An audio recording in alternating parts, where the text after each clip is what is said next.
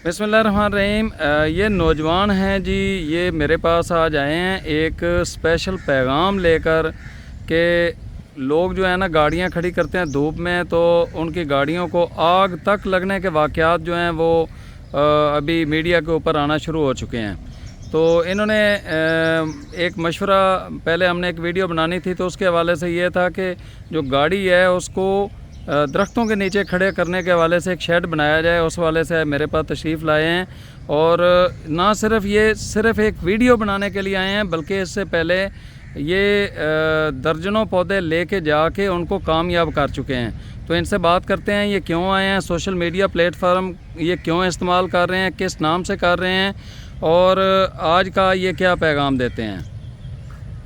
जी मोहतरम, बताइएगा ये सारा कुछ। सर, हम हाजिर हुए थे सर के पास कि गाड़ियां जो धूप में खड़ी होती हैं वो आग लगने जैसी हुई पड़ी होती हैं। हर बंदा ये बंदा जानता है, हर बार जिस बार भी आप जाएंगे गाड़ी में बैठेंगे तो आग जैसा माहौल होता है। इसलिए हम आए हैं कि पौधे लगाएंगे।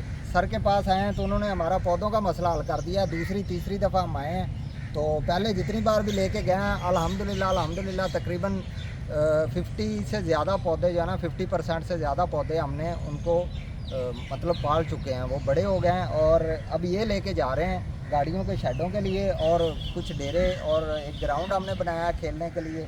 उसके लिए इंशाल्लाह कि इनमें से सारे पौधे पलेंगे, उम्मीद करते हैं। और हमसे जितनी मेहनत होगी हम करेंगे।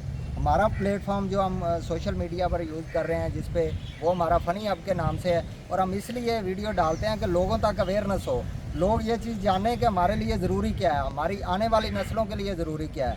आज हम लोग जितने दरख्त काटते हैं, कभी किसी बंदे ने ये सोचा कि क्या हम उतने दरख्त बाद में लगाते हैं? कोई बंदा नहीं लगाता।